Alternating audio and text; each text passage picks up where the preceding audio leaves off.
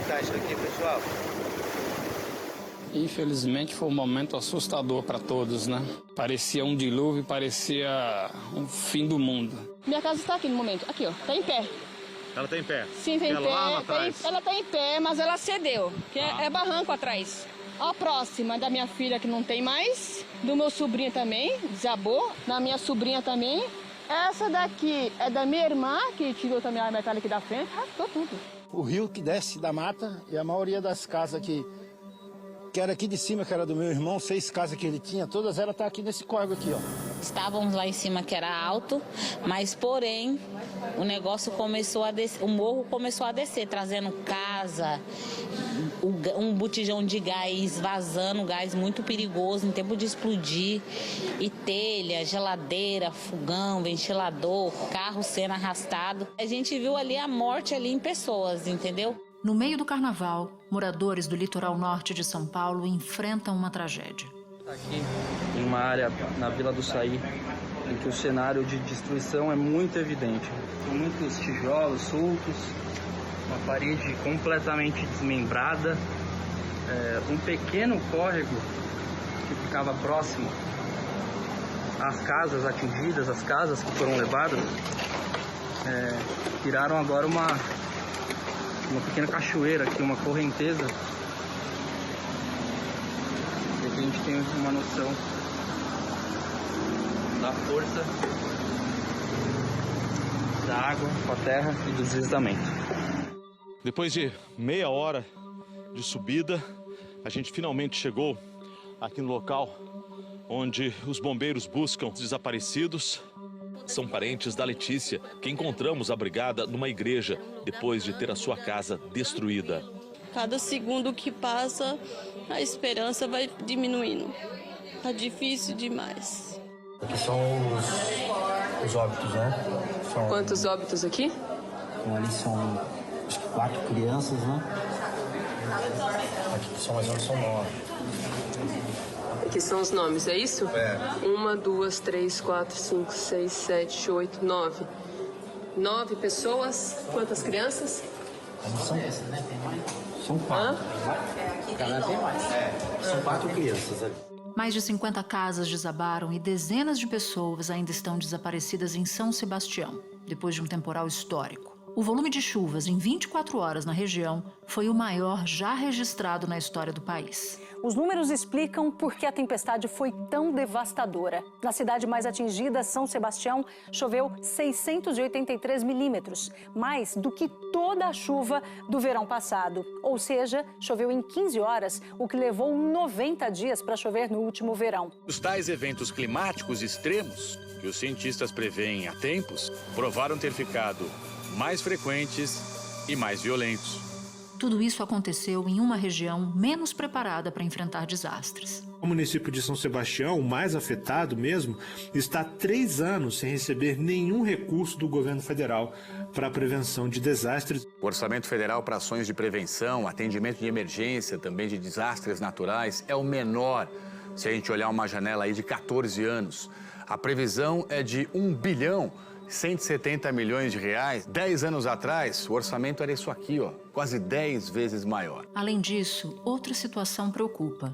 Há décadas, uma ocupação desordenada avança pelos morros do litoral paulista.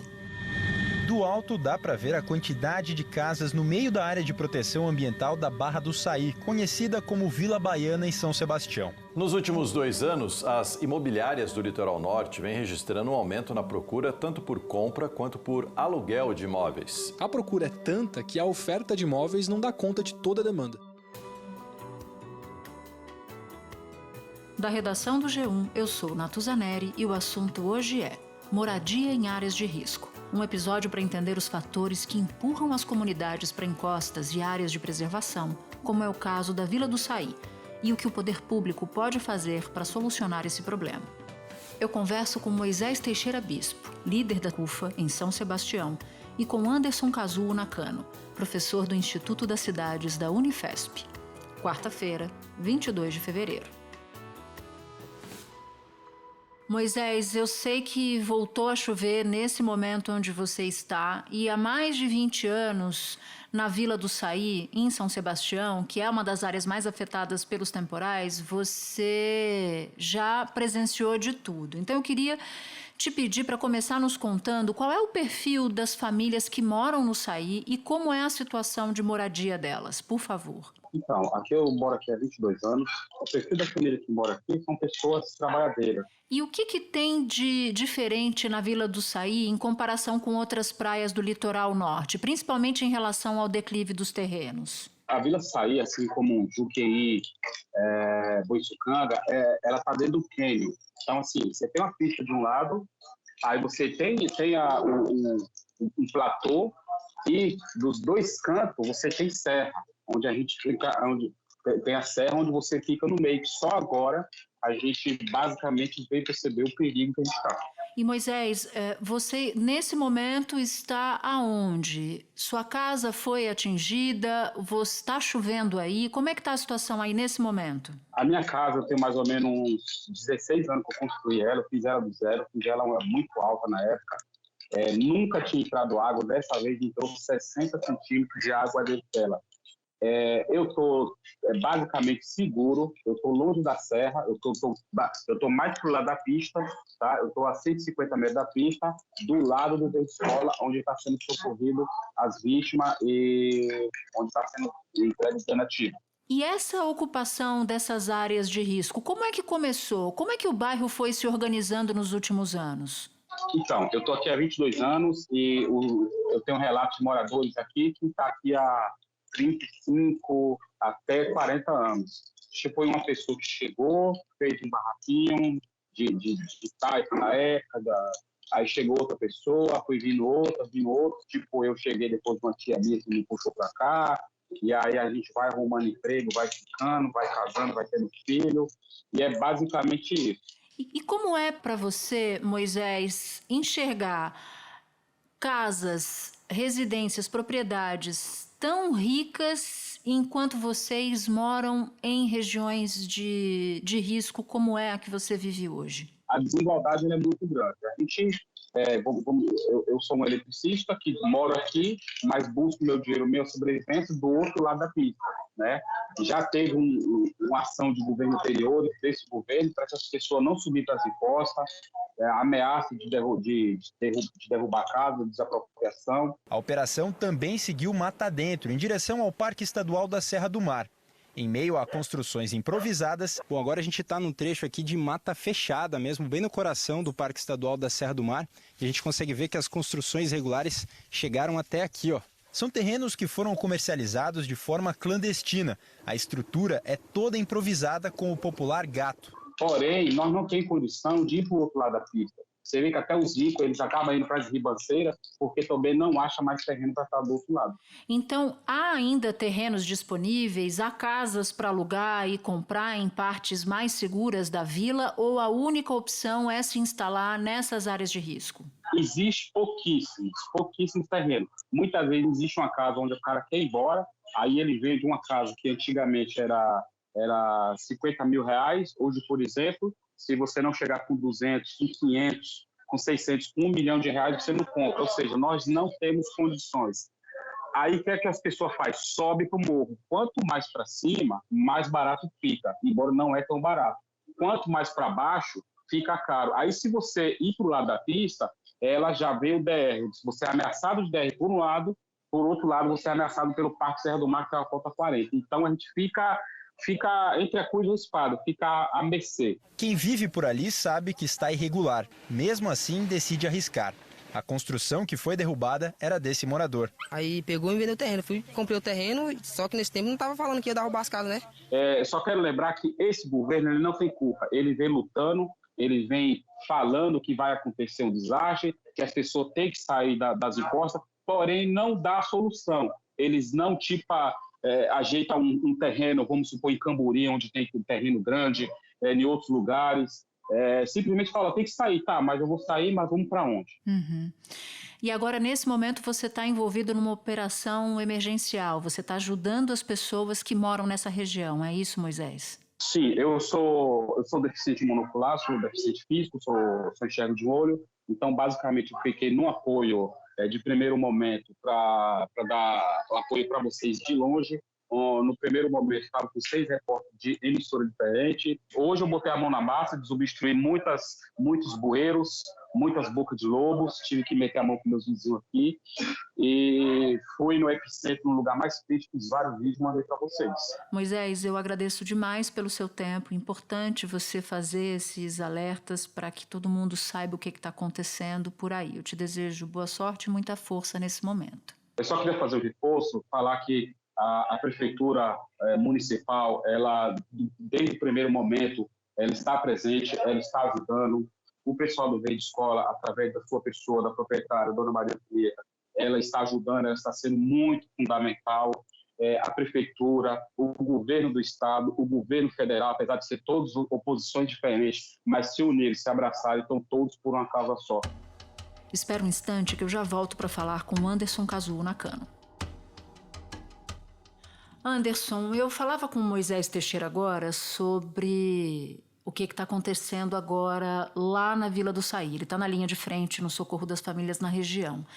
E passado esse momento em que o foco é salvar vidas, abrigar quem perdeu sua casa, permitir que as pessoas possam minimamente voltar a se deslocar, eu queria te perguntar quais são as próximas ações emergenciais a serem feitas. Olha, as próximas ações emergenciais são preparar os encaminhamentos das pessoas que foram salvas, começar a limpar os bairros da cidade, a desobstruir as vias, ajudar a população a recuperar os seus imóveis, as suas moradias, ajudar a população a ter acesso aos suprimentos, a remédios, a tratamento de saúde e ajudar a cidade a retomar o curso das suas atividades normais, né? Então, eu acho que isso não é um trabalho simples, porque a gente viu quedas de barreiras muito grandes, trechos longos de vias sendo obstruídas. A gente viu que há prejuízos nas infraestruturas, nas redes de água, de esgoto, drenagem.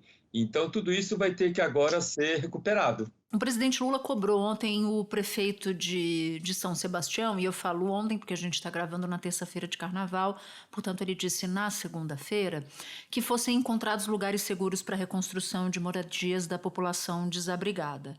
Essas áreas existem? É tão simples assim encontrar locais que possam acomodar essas pessoas que perderam as suas casas? Olha, em soluções habitacionais, acessar e conseguir terra urbanizada, com toda a infraestrutura, bem localizada, perto de serviços e equipamentos urbanos básicos, perto de sistemas de transporte e com acessibilidade adequada, isso nunca é simples, nunca é fácil encontrar as terras nessas boas condições para construir moradias para essa população de baixa renda. Então, por isso que a gente até hoje não consegue equacionar e solucionar devidamente o problema habitacional, né, atender às necessidades habitacionais, por causa disso que a gente chama no urbanismo o nó da terra, porque muitas dessas terras que estão nessas condições, estão formais, são legalizadas,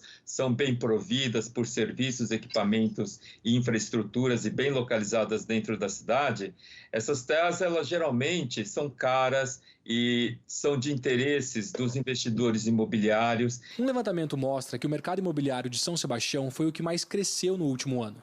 O aumento de negociações de imóveis entre 2019 e 2020 foi de 32%, seguido de Caraguatatuba com um crescimento de 27%, Ubatuba com 16% e Ilhabela com 12%. Nós temos a região central, no sentido Santos, que é a Costa Sul, que são as praias mais procuradas, mais badaladas, são imóveis aí acima de R$1 milhão, batendo valores elevados. E a região norte, valores aí até 800, 900 mil. E aí a prefeitura tem dificuldades para encontrar, né, essas terras e acessar para produzir esses empreendimentos habitacionais. E tem outra coisa, se for realocar moradores que estão em áreas de risco, não se pode simplesmente retirar o morador e jogar ele a 30, 40 quilômetros de distância, onde ele vai estar longe das vizinhanças, da escola, do posto de saúde. Do próprio trabalho. Do trabalho, principalmente. Então, isso tem que ser feito com cuidado, com metodologia participativa, sabe? Tentando enxergar a prevenção de longo prazo. O que é necessário fazer para evitar ocupações de moradias em áreas de risco? O nosso país, ele vive um grande paradoxo. Nós somos um país altamente urbanizado, mais de 85% da população brasileira vive em algum tipo de área urbanizada, de cidades, e, no entanto, apesar de tentativas desde a década de 60, com o Banco Nacional de Habitação, o Sistema Financeiro de Habitação, o Serviço Federal de Habitação e Urbanismo, processos de planejamento da década de 70 e depois a Constituição de 1978, que trouxe uma política urbana, né, as bases jurídicas para uma política urbana nacional. Apesar da gente ter essa urbanização e apesar de termos tido essa tentativa, e hoje, apesar da gente ter um ordenamento jurídico urbanístico muito bom e de âmbito nacional e que define bem todas as responsabilidades para a União, para os estados, para os municípios, nós não temos uma política urbana, habitacional, ambiental bem articulada, consistente, permanente, contínua, em que os entes da federação atuem de uma maneira concertada, articulada, e com recursos permanentes que vão sendo distribuídos para os estados e para os municípios de uma maneira adequada. De 2010 a 2022, do total autorizado no orçamento para a área de enfrentamento a desastres, 64 bilhões de reais em valores já corrigidos foram efetivamente pagos 40 bilhões de reais, pouco mais de 63% de fato efetivamente pago. Desde 2010, o valor de 2023, 1,17 bilhão, é o menor valor já registrado nessa série histórica. No início da tramitação do orçamento, ainda em meados do ano passado, o valor separado para essa situação de enfrentamento de desastres, de prevenção de desastres, era de 671 milhões de reais, quando o orçamento foi então encaminhado pelo então presidente Bolsonaro para análise do Congresso. Esse valor recebeu uma suplementação depois da aprovação da PEC da transição, que abriu um espaço fiscal maior para o governo federal. E esses recursos serem utilizados segundo um planejamento racional, técnico, bem feito, com discussão pública junto às sociedades. Então, isso falta um sistema nacional de desenvolvimento urbano, articulado com o Sistema Nacional de Habitação e articulado principalmente com o Sistema Nacional de Proteção e Defesa Civil, né, para auxiliar as pessoas a se protegerem e enfrentar esses eventos extremos, né, decorrentes das mudanças climáticas. Isso me parece tão óbvio, né, essa ideia que você nos traz, e todo ano é a mesma coisa. Eu, como jornalista, cubro tragédias em períodos de chuvas, por exemplo. Por que não se faz? Se o que é necessário é um sistema nacional de desenvolvimento urbano associado a um sistema nacional de habitação, associado a um sistema nacional de defesa civil, por que juntar essas três coisas, Anderson, parece um trabalho de Hércules? Olha, primeiro, por conta do nosso arranjo institucional federativo, que é muito setorializado, né? E também a forma como a gente constrói os nossos orçamentos, né, nesse âmbito institucional federativo também é bastante setorializado. A política urbana segue na sua caixinha, a habitação segue na outra caixinha, e a proteção e defesa civil seguem em outra caixinha, cada um no seu ministério, nas suas secretarias, com seu orçamento, e eles não se conversam por questões políticas, né? Cada caixinha pode estar na mão de um partido que faz parte da coalizão, e eles não trabalham juntos. Isso em termos setoriais. Agora, o que você coloca, Natuza, que é a dificuldade também de articulação federativa, né? A União trabalha junto com os estados e com os municípios. Apesar da gente ter visto recentemente a boa vontade manifestas pelo presidente da República, pelo governo do estado e pela prefeitura de São Sebastião,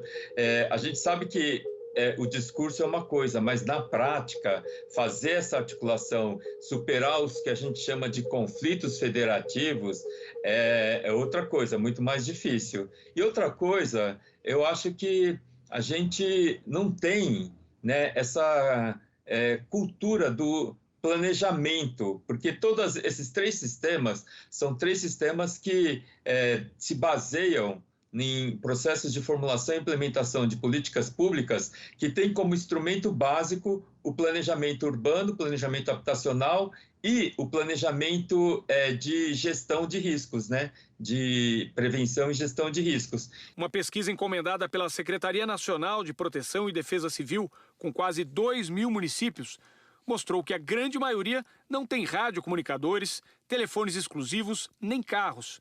E 1/3 trabalha sem computador próprio.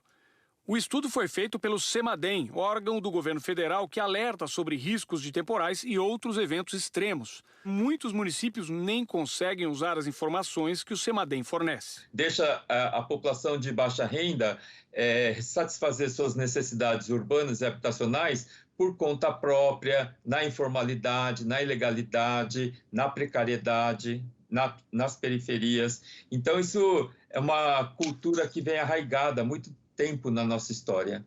Anderson, você fala de omissões com a população de baixa renda e tudo indica que, no caso específico do litoral norte paulista, o problema não é falta de recursos das prefeituras exatamente. Mas me parece que ao longo de todo o litoral brasileiro a gente enxerga um problema em comum. Pessoas espremidas entre serras e encostas e condomínios de alto padrão ou hotéis, por exemplo. Qual é, então, a melhor forma de resolver essa equação? Então, no caso do litoral paulista, né, a gente tem uma situação de urbanização que se caracteriza pelo seguinte: é uma urbanização que acontece numa faixa de terra mais ou menos plana entre o mar e a montanha da Serra do Mar. Então, essa faixa de terra mais ou menos plana, ela não é contínua, ela é interrompida, né, por uma topografia mais acidentada, de trechos em trechos. Em São Sebastião, além da gente ter muita descontinuidade nessa faixa urbanizável, que é bem estreita, né, a gente tem um distanciamento muito grande entre um núcleo onde você tem uma faixa mais urbanizável, onde estão os condomínios e os assentamentos precários, e na praia seguinte você tem outro, e assim por diante. E são muito distantes um do outro. Então, esse planejamento de um território com essa característica, né, é muito desafiador. São Sebastião não é um município que tem grandes áreas para expansão, para urbanização. Por isso que as terras que são ocupadas pelos trabalhadores, né, que foram lá no momento em que os condomínios estavam sendo construídos, essas terras elas ficam entre os condomínios que ficam mais próximos das praias, né, da orla marítima, e o pé da montanha. Então, eles ficam espremidos ali nesse pé da montanha da Serra do Mar, e os condomínios que estão na faixa perto da praia, que é a mais valorizada. E a Serra do Mar, essas encostas da Serra do Mar, elas têm uma característica muito própria delas, que é justamente esses deslizamentos de terras de tempos em tempos. Isso faz parte da mecânica da Serra do Mar. E o pé da montanha, quando tem esse bairro ali, ele sofre quando esse fenômeno do deslizamento de terra acontece, e que faz parte do funcionamento natural da Serra do Mar. Então, a prefeitura tem que fazer um mapeamento de todos esses lugares que estão sujeitos a esses impactos desses deslizamentos.